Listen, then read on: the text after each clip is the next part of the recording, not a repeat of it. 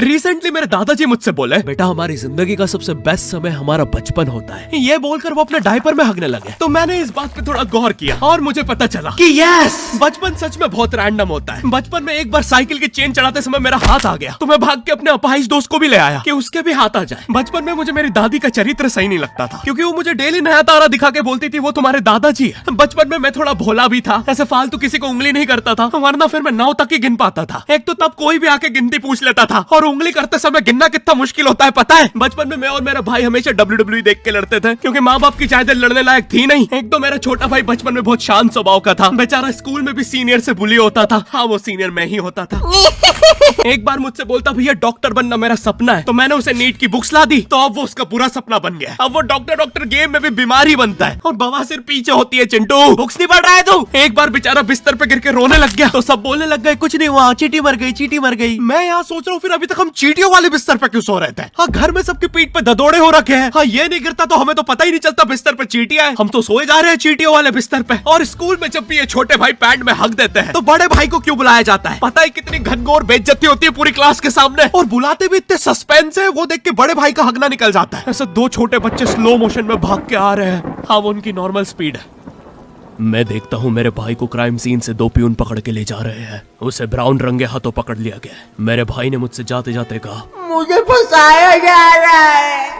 मुझे पता था इस लेंडे के पीछे की कहानी इतनी सिंपल नहीं हो सकती। कड़ी तहकीकात के बाद मुझे पता चला इस लेंडे के पीछे बड़े बड़े पॉलिटिशियंस, गैंग लीडर्स और माफिया इन्वॉल्व है। मेरा भाई सही कह रहा था, ये उसका लेंडा नहीं है। हैंड्स अप पीटी टीचर, तो वो लेंडा तुम्हारा था। तो तुम्हें पता चल ही गया, तुम मुझे कभी नहीं पकड़ सकते। रुको, भाग गया। जाने दो उसे बेटा, हमने पीटी टीचर के बड़े भाई को बुला लिया है वो लेंडा उठाने।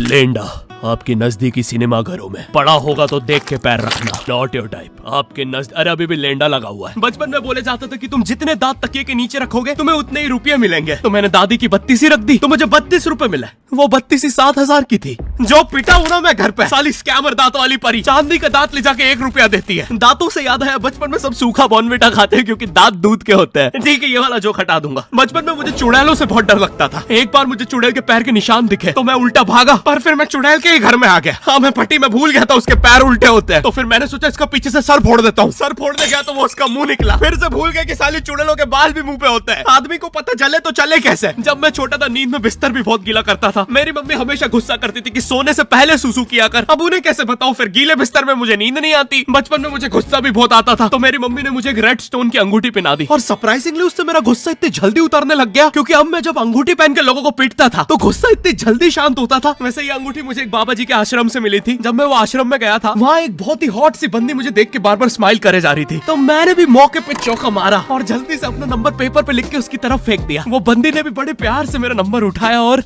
खा लिया। अरे भाई, उसको भूत लगे, वो तब से सबको स्माइल दे रही है। हम भी सुबह से नंबर फेंक रहे हैं, अभी तक 2 किलो पेपर खा गई है। हाँ, अब तुम्हें भी ऐसे रैंडम भूतों या स्ट्रेंजर्स पास नंबर ना फेंकना पड़े प्यार के लिए। बचपन में मेरी मम्मी हमेशा बोलती रहती थी कि बाहर जाके खेलो। अब बाहर मेरे मोहल्ले के बच्चे भाई वो ऐसे अजीब अजीब से गेम्स खेलते थे। कहीं ड्रैगन फ्लाई में रस्सी बांध के उसको पेट बना लिया है, कहीं नंगे भाग रहे टायर के पीछे लकड़ी मारते मारते। मेरी मम्मी को उन पे दया आ रही है कि बेचारे गरीब बच्चे किसी भी चीज से खेल लेते हैं, फिर हमारी कार पलट जाती है। हाँ, वो टायर हमारी कार का था। और मुझे एक बात बताओ, चक्के से खेलने पे वो गरीब कैसे कंसिडर हो रहे हैं? क्या पता उनने कार खरीद के चक्का निकाला हो, क्या पता लैम्बोर्गिनी के चक्के से खेल रहे हो। नहीं, तुम्हें कैसे पता चल रहा है वो गरीब है या अमीर? और एक चक्के से इतनी सारी एक्टिविटी करेंगे ये लोग। कभी चक्के में रस्सी बांध के झूला बना दिया, कभी झूले से फिका के खुद को लूला बना दिया, कभी लूले पे झूला बांधकर हुला हू बना दिया। ये इतने हरामी बच्चे थे, इनके साथ कोई भी घर घर नहीं खेलता था, क्योंकि घर ये जुए में लगा के हार जाते हैं। ये वो बच्चे जिन्हें तुम रिमोट कंट्रोल कार भी दोगे तो उसकी मोटर निकाल के पंखा बनाएंगे। एक बार इन्होंने रिमोट कंट्रोल रिमोट बनाया था। तुम अगर इस रिमोट पे बटन दबाओगे तो इस रिमोट पे बटन दबेगी, बस।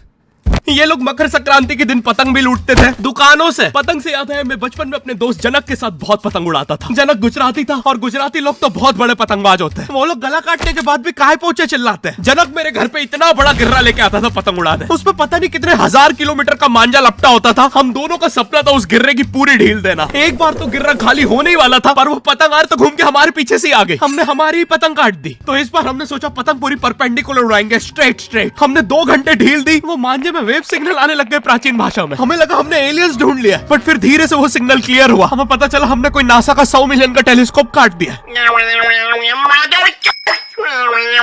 पतंग नीचे ले, टेलीस्कोप काट दिया।